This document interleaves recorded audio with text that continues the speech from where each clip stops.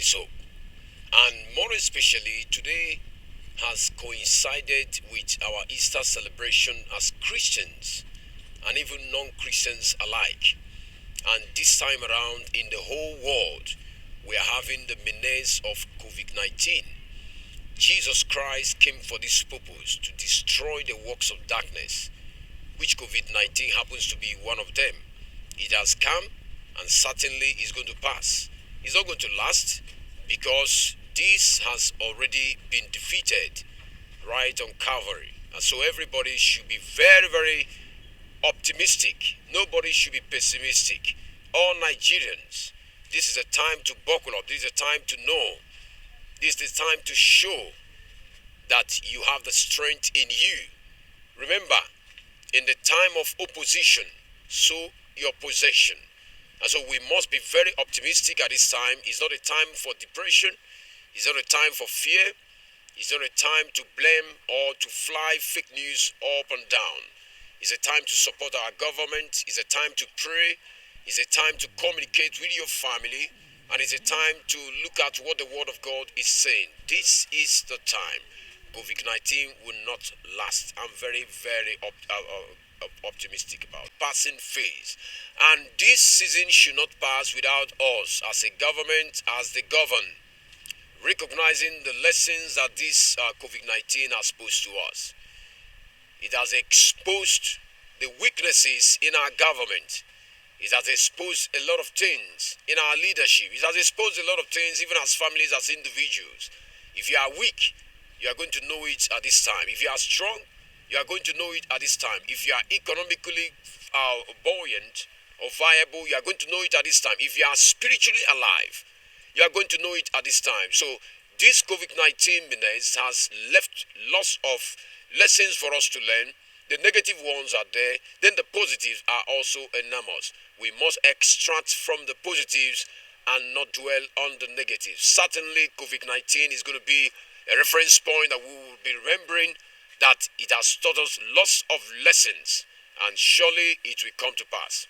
In the book of Matthew chapter 25 and also Matthew chapter 24, Jesus, our Master, the King of Kings, omniscience, made reference to this, that on the last day, perilous times will occur and some of these diseases will appear.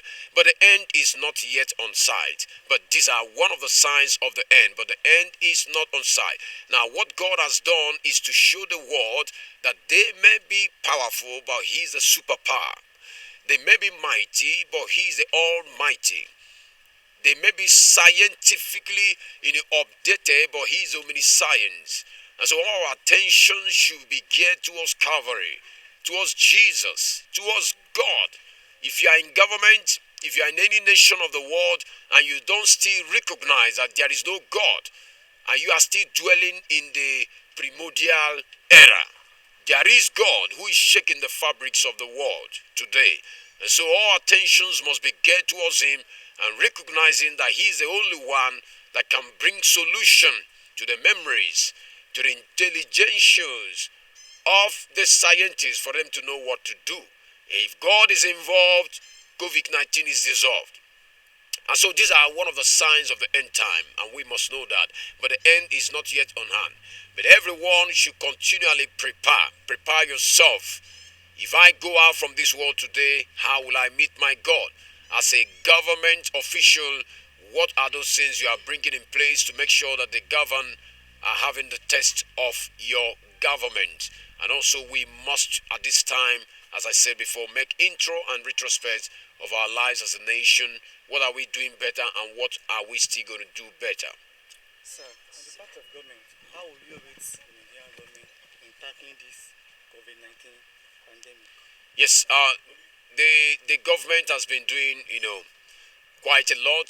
If you put it on ratio of 100, over 100, I think our government is doing 60%. And but the area they must step up is on the area of palliatives. People are suffering. People are hungry. I know how much we have spent this time. People are really, really suffering. So the area of palliative should be up, up, and so that people will see the reason why they should stay at home. Because if you tell people stay at home, they don't have food, you can have a social pressure, and the security agencies may start having lots of enormous taxes, to be able to, on ground, because I mean, people needed to feed, people needed to take care of their families, and if this thing is taken care of, this is the only place I'm seeing the government lacking. If this is taken care of course, the government is doing their best. Of the people that have supported for the total lockdown of churches, but I could have advocated that we have, some numbers spaced out, and the application of some hygienes, to be put in place in so many, churches and worship centers.